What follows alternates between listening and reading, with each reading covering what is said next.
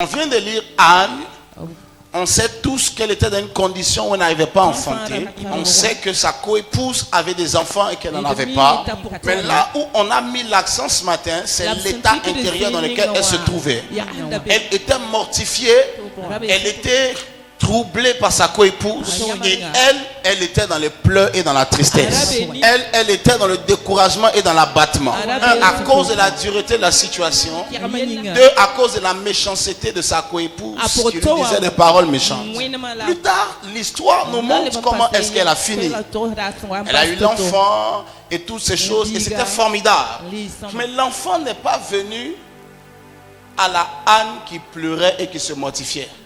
L'enfant est venu à la Anne qui est devenue une femme mature et qui pouvait chercher Dieu. Anne n'était pas stérile. Anne était en préparation pour produire un enfant qui devait bouleverser sa génération, qui s'appelle Samuel. Mais l'enfant ne pouvait pas venir au niveau de maturité où elle se trouvait. Il y a des choses que Dieu a pour toi, même pas pour cette version de toi, pour la version améliorée de toi. Qui m'a dit Amen?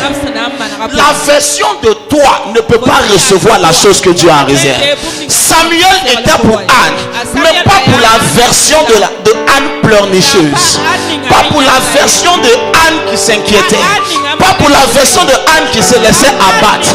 L'histoire nous montre qu'elle allait chaque jour au temple pour prier, mais chaque jour elle rentrait à la maison et elle pleurait. Cette version de Anne ne pouvait pas recevoir le miracle qui était préparé par Dieu pour elle.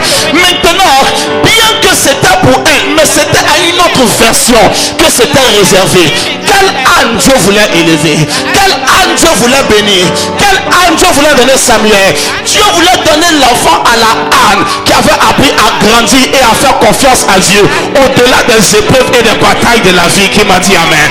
La Anne qui malgré son problème pouvait mettre son inquiétude de côté et se concentrer sur les besoins de Dieu. C'est la version de Anne que Dieu cherchait pour bénir. Qui m'a dit Amen?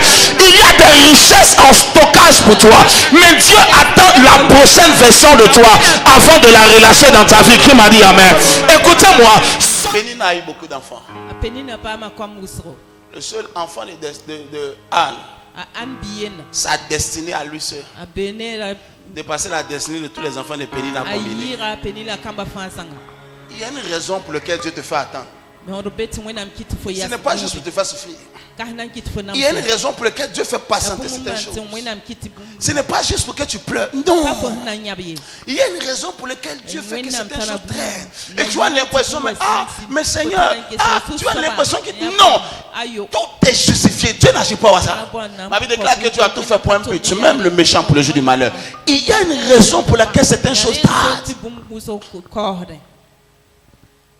Il y a une raison pour laquelle Dieu ne nous met pas tous au même niveau et au même moment. Il y a une raison.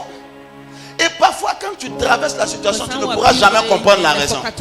Mais quand le temps sera venu où Dieu t'aura fait sortir, tu vas le bénir d'avoir créé ce parcours pour toi.